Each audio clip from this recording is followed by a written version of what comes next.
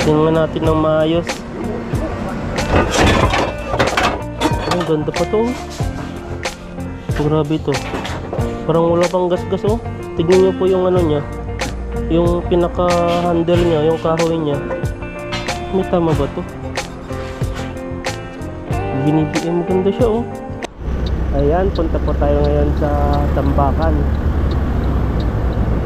Tignan po natin kung may mabibili po tayo doon.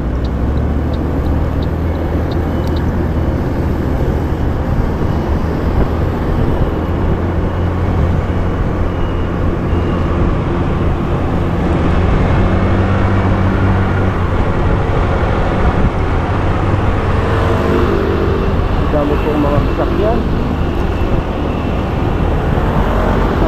Tapos lang po natin mag-out at pumunta po tayo ngayon sa Tambakan. Tignan po natin kung may mabibili po tayo doon. Matagal-tagal na po tayo hindi nakapunta doon. Nasa almost 3 months na ata, 2 months na.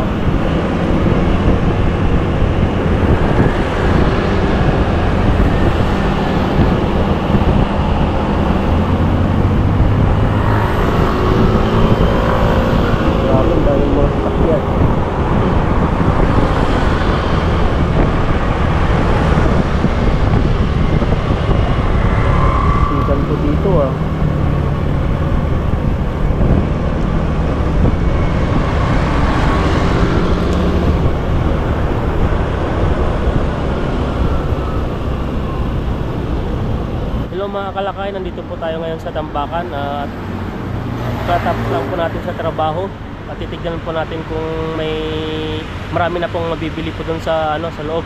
Kaya tara. Yan, pasukin po natin. 3 buwan na ata dito o mahigit 2 buwan. Ito na lang po yung dito, yung naiiwan. Wala na yung mga ref, kinuha na, binili na ata. Ito na yung malaki. Naghanap kasi ako ng ref na pang pang istakan. May mga rin po sila dito, washing machine na maliit. So ngayon, ito may mga ref, malalaki yung mga ref nila dito. So sobrang laki naman yan. Magasta yan sa kuryente.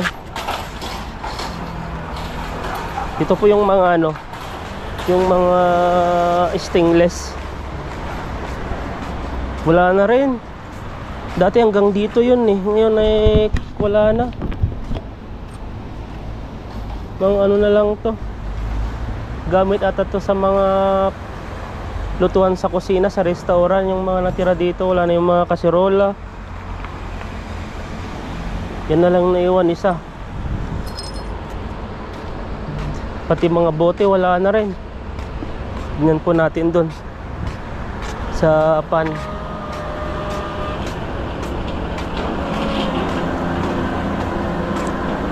Doon naman po yung mga karton-karton doon. Tapos dito po minamagnet po yan. Tignan natin kung may makikita pa tayo dito. Wala na rin. Yan, wheelchair. Dito. Yan po natin to. Ito mga pan. Ito mga rice cooker oh. Tingnan po tayo dito. Pang-uwi po natin. Gamit natin sa bahay natin. Ito mga pa. Sunog na yung puwet niya. Marami ngayon na. Tignan natin isa-isa. Ito mga sunog-sunog na rin no.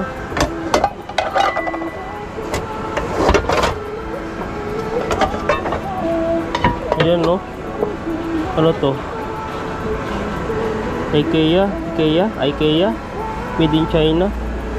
Kaso lang may gas-gas na siya dito. Di pwede ito yung binibili ko. Yung mga binibili ko lang yung mga yung talagang wala pang gas-gas. Bigat to. Painitan ng tubig. Commercial. Mabigat siya, maganda to. Kahit ipalo mo pa to sa ano, sa kaaway mo, hindi to hindi to mayuyupi. Sobrang kapal siya. Ayan oh, magaganda po siya. Ito oh.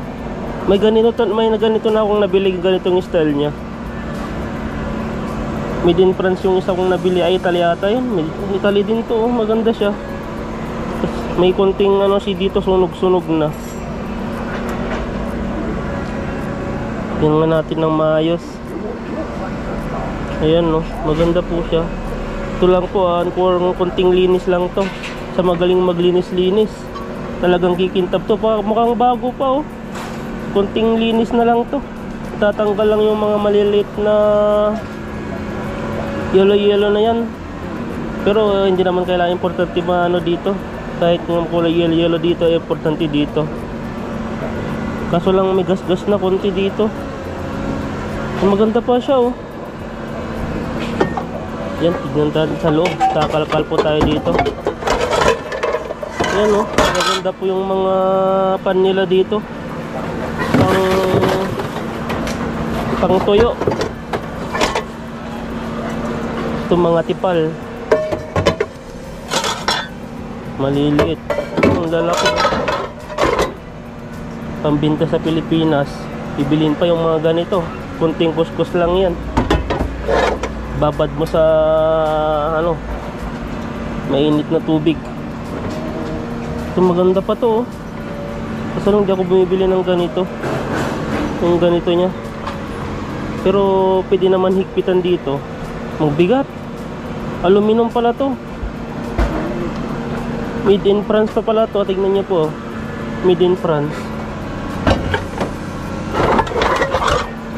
Yan, magkakalkal po tayo dito. Ito pang chow pan, fried rice. Yan ang bibigat, talagang bibigat. Kaso lang may itim na siya. Germany naman to. Sobrang itim na dito. Hindi ko alam kung matatanggal pa yung mga ganito nya. Ito mga pang chow pan. Ayan no. Pang pansit, pang handa. Pang handa talaga. Ito mga ano na to. Talagang yelong-yelo na. Napabayaan na yan sa pagluluto. Ito mga ganito. Tinapon na lang ata to eh. Nasunugan lang ata eh. Tinapon na. Ano naman to? Green pan with magneto. Induction technology. Kaso lang wala siyang ano. Baka ito yung ano niya siguro. Yung brand niya. Green pan. Ayan, mga sunog na to. Marami pa sa loob. Ayan. Ito kaso wala na to. Pang shabu-shabu rin oh. Pang stick pala. Shabu-shabu.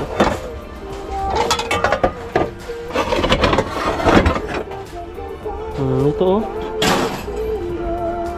Maganda siya.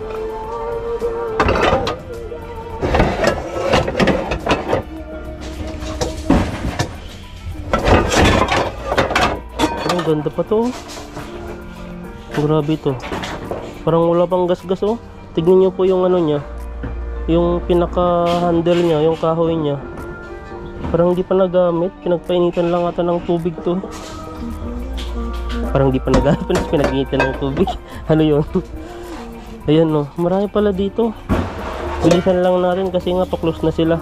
Kasi maaga silang nagko-close eh. Ayan no. Ano to, maganda siya.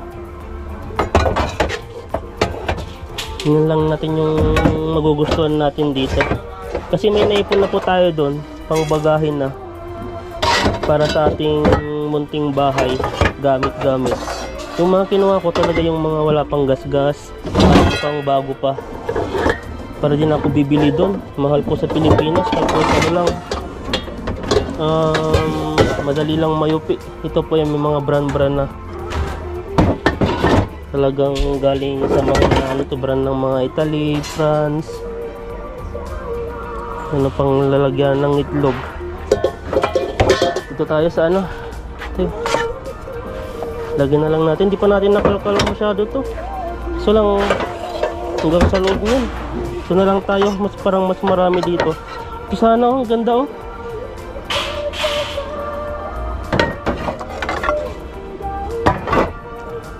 Ayan. Tingnan po natin. Magkakalkal tayo dito. Baka may magustuhan tayo dito ah. Ang bagahe. Kaya ito yung nakita ko kanina no. So lang may tama siyang malit dito. Pag gamit kasi nito, pag gumamit ka dito, dapat wala na yung mga sky scratch kasi nakaka-cancer. Kagaya doon sa rice cooker, yung itim-itim niya pag natanggal yon, magkakasakit ko doon eh. Ayan no. Maganda po yung mga ano dito. So lang yung mga ito, yung mga makaluma na talagang pabayaan sa kusina. Ayan no. Grabe itong mga ano yan. May mga rice cooker pa sila ditong binibinta. Parang makaluma natin nandito ah. O baka dito sa loob.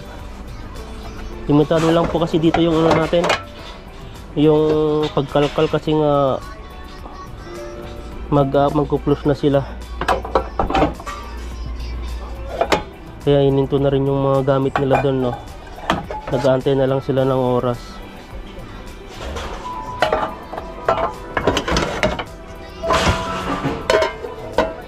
Tingin tayo dito. Bilhin natin kung may mabibili tayo. Yung mga bagong-bago pa sana, yung walang scratch. Yan no. Kaya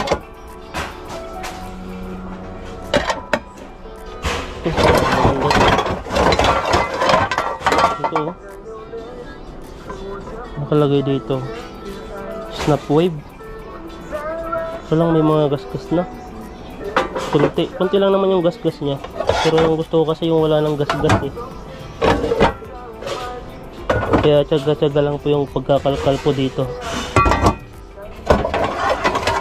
Mga ganyan no.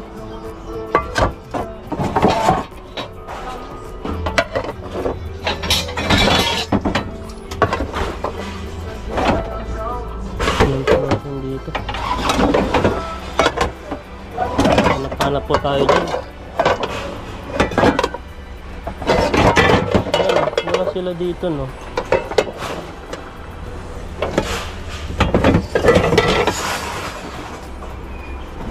Hindi natin makita masyado dito. Hindi natin maabot. Sobrang lalim. Wala na. Mga luma natin nandito. Ito lang oh, mga yellow na. Kung magaling ka lang sanang magtanggal, matatanggal mo to yung mga ano nya, mga ganyan. May tama ba to? Ano natin oh. Ito lang oh, gumagalaw siya, pero pwede pang higpitan yan. May screw naman siya dito.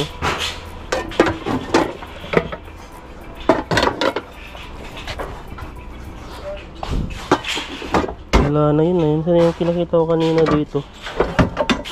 Yun, pa-close na daw sila. Tama na po yung pagkakalkal natin.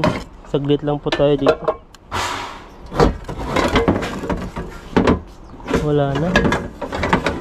Ayun, may nagbigay dito, may nagtinda.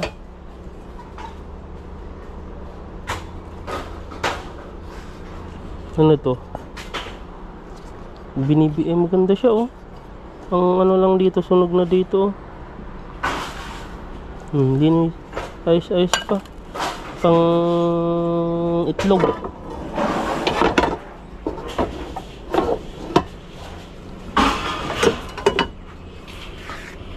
Yan. Hindi na po tayo makaano doon. Mamadali po sila. At saka paggabi na rin.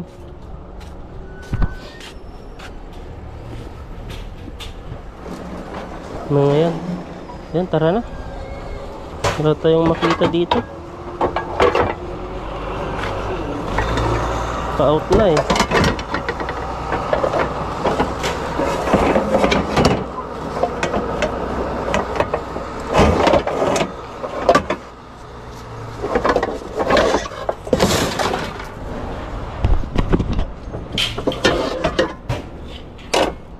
Yan, tignan pa natin. May nakita ko dito magandang kulay. Ano kaya to? Ayan, no? Maganda. Ganda pa ng ano to, pang bulalo. Tagal na siguro to na ulanan, kaya ganito na po yung kulay ng ano niya, ng handle niya. Ito tinatapon na lang yung mga ganito.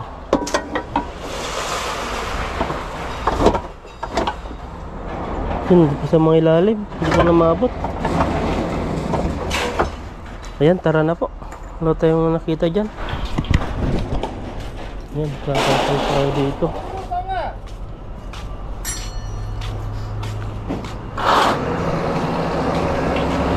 Ayan po, uwi na po tayo.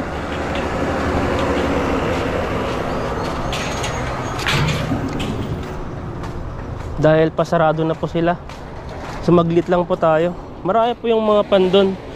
Kaso lang ang problema po ay may mga ano na, maitim-itim na masyado yung may iba doon. Kasi may magaganda naman, kaso lang may mga scratch na rin. Hindi ko po binili yun. Ito po yung malapit sa amin na tambakan. Pati di po dito, dahil po dati yung mga ano, washing machine, tapos mga ref. Wala na rin yung mga lalaking TV, wala na rin dyan, no?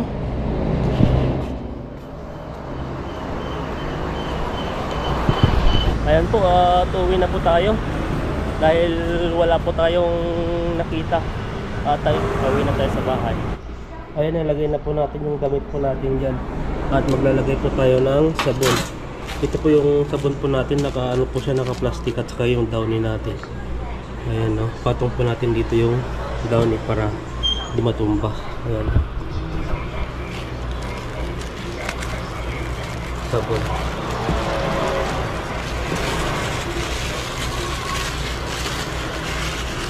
Ito po yung detergent, na dito po yung powder. Pero sa akin pa nilalagyan ko po ng konti dito sa detergent para yung unang ano niya, ikot niya ay may sabon na. Kusin na. Kusitaw eh. Ayan. Sabon.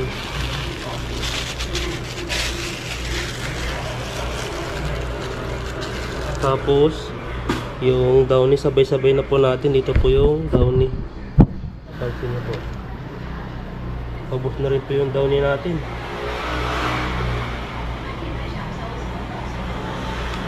Ayan, nalagyan na po natin ng downy. Tapos okay na po siya. Dito po eh. Yan po siya, oh. Tapos yung powder. Yan, tapos barya na naman po at magpapano po tayo. Magpapa-coins muna dahil wala po tayong coins. Yung 70 kulang din. Ito, may isang daan po tayo dito. Ipapa-coins po natin to ng sakitin inti po kasi ang tawag po dito sa ano nila, pera po nila. Dito po siya, oh. Dito po pwede po siyang 50 NT. Yung isang daan, magiging 10 na po siya, $10. Ayan, siksik po natin dito. Dapat po dito hindi po yung lukot-lukot ang paglagay po dyan para mabasa po yung pera. Ganun din po yung pera, oh. Bilis. Ganun po natin lahat. Tapos maglagay na po tayo dito ng ating, ba yun? Okay, 70 po. Yan po yung ano nyo, 70 siya. 1 2 3 4 5 6 and 7. Yan, dito po rin po yung start nya. Tapos antayin na lang po natin yan at iikot na po yan. Ang ano po niyan ay ano siya, 30 minutes bago siya matapos. 29 minutes pa lang, kala ko 30 minutes na. Yan, umikot na po siya. Antayin po natin yan. May dumating po ano, kasama natin, no? Tapos na po siya, nagpa-dryer na po siya. Ayan po, at antayin po natin pagkatapos po natin dun sa ano, dito sa ano natin, palaba po natin yan. Bubula na po siya. Punta po tayo dito sa dryer. Ang nagagastos po natin po dito ay ano, nagagastos po tayo ng 70 minsan sa ano, dryer by 40-50. Kaya nasa 140 po yung kalaba po natin kada isang linggo. Helmet po tayo, kalimutan ko lang tanggalin. Yan, bagong gupit po tayo ngayon. Yan, kasi sobrang init po ngayon dito sa Taiwan. Ulan po. Dahil po siguro to sa ano, sa tawag po dito, sa bagyo po sa Pilipinas. Kasi pag may bagyo po sa Pilipinas ay parang nahagip po dito ata yung ano, yung katawan ng bagyo sa Pilipinas, kaya na ano po yung Taiwan, no? Na umuulan din po dito. Yan po, papansin niyo po yan, no? Kulimlim po ng panahon. Grabe po busy po sa trabaho. Kaya di po kami nakapag-fishing, kaya wala pong upload na fishing.